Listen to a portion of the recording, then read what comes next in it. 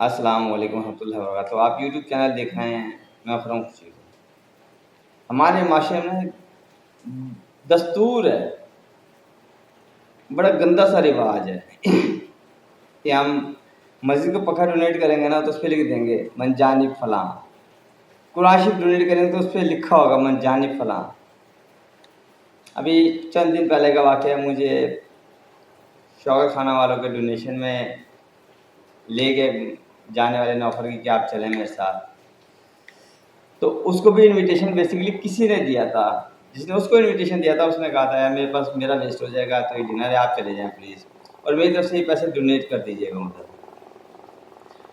تو ہم چلے گئے، تو جو بیسیکلی مجھے لے کر گیا تھا اس نے ان کے پیسے جب ڈونیٹ کیے نا تو اس نے خود بھی ایڈ کر دیے، اچھی خاصی ہینڈسم اماؤنٹ ایڈ کی اس نے۔ لیکن رسید اس نے کس کے نام سے کٹوائی؟ انہی کے اسی بندے کے نام سے جس کے بندے کا کارڈ تھا، جس بندے کے نام پہ انویٹیشن تھا، صحیح ہے نا؟ تو جب اس نے ڈونیٹ کر دی، رسید کٹوا لی اس نے، تو میں نے اس کو کہا، میں نے کہا یار یہ آپ نے جو اپنے پیسے ڈونیٹ کیے آپ نے اپنے نام سے رسید کیوں نہیں کٹوائی؟ کہتا خرم بھائی دینا کس کو ہے؟ میں نے کہا اللہ کو۔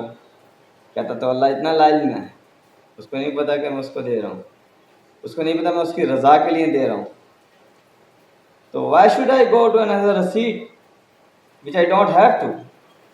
بیسیکلی اگر میں اللہ کی رضا کے لیے کر رہا ہوں تو مجھے کوئی رسید کٹوانے کی ضرورت کوئی نہیں، مجھے دنیا کو دکھانے کی ضرورت کوئی نہیں، مجھے ان کو شوق خانہ والوں کو بتانے کی ضرورت کوئی نہیں کہ میں ڈونیٹ کر رہا ہوں، مجھے اس کو بتانے کی ضرورت کوئی نہیں ہے۔ بس اللہ کی رضا کے لیے کسی بھی طریقے سے جائے، خاموشی سے جائے، بس ایک ہاتھ سے جائے تو دوسرے ہاتھ کو پتہ ہی نہ لگے کہ اماؤنٹ کتنی کہی ہے۔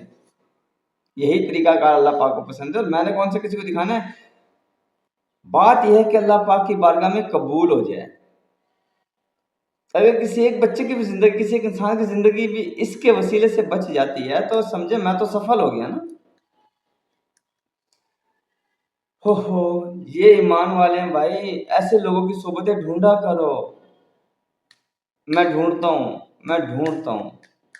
میں ان لوگوں کی صحبتیں ڈھونڈتا ہوں جن کو بڑی بڑی گاڑیوں کا شوق کوئی نہیں ہے، میں ان لوگوں کی صحبت ڈھونڈتا ہوں جن کو دکھاوے کا شوق نہیں ہے، تاکہ میں ان جیسا رہوں، ان جیسا بنوں، اور قیامت کے دن اللہ پاک مجھے انہی لوگوں میں اٹھائے کہ یہ وہ خصوصیات ہیں جو آپ اقدس صلی اللہ علیہ وسلم کی خصوصیات ہیں۔ تو اگر میں ان میں اٹھا تو میں ممکن اللہ پاک مجھے آپ اقدس صلی اللہ علیہ وسلم کے ساتھ اٹھائیں کہ میرے نبی آپ کی صحبت والا بندہ ہے، اور مجھے ان کے ساتھ رکھیں۔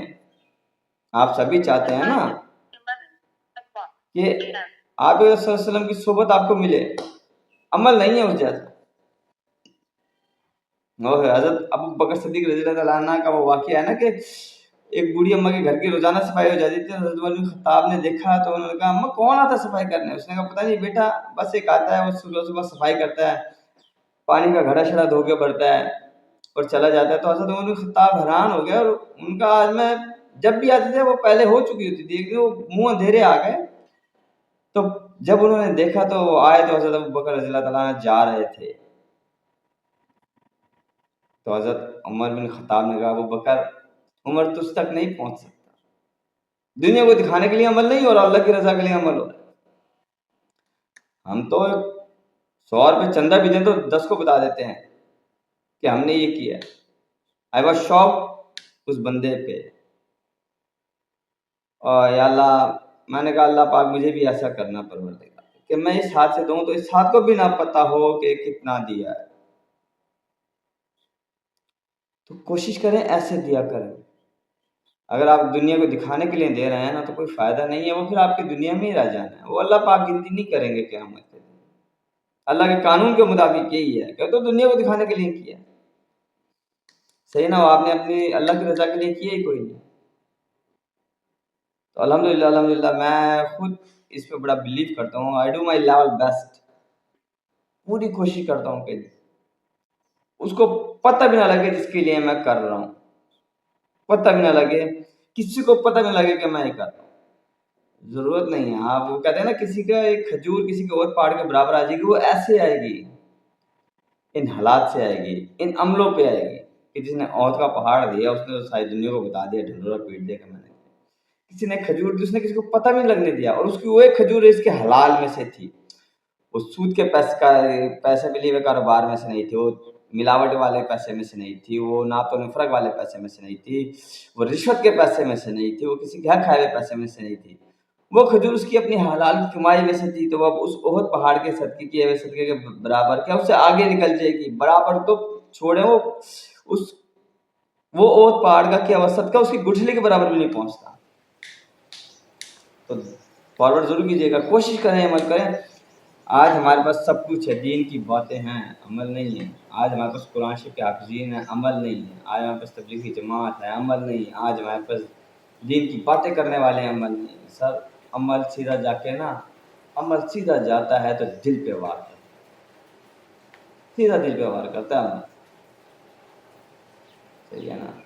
मैंने यकीन जाने सच और ईमानदारी अगर सीखी तो इंग्लैंड में रहते हुए सीखी, तो वहाँ अमल था, वहाँ मुझे कोई तबलीग नहीं की, किसी ने कुछ नहीं कहा कि आप सच बोले, ईमानदारी करें, नहीं। लेकिन मैंने उन ईसाइयों को ईमानदारी पे चलते देखा है, उनको रमज़ान में चीज़ें सस्ती करते देखा है। उस अमल ने दिल पे वार किया।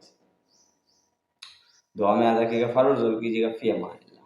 वो तन्हा कौन है, अल्लाहू अल्लाह, बादशाह वो कौन है, अल्लाहू अल्लाह, मेहरबा वो कौन है, अल्लाहू अल्लाह, क्या ऊंची शान है, अल्लाहू अल्लाह, उसकी सब निशान है, अल्लाहू अल्लाह, सब दिलों की जान है, अल्लाहू अल्लाह, अल्लाह हस्बी रब्बी जल्लल्लाह, अल्लाहू अल्लाह, मा फी क़ल्बी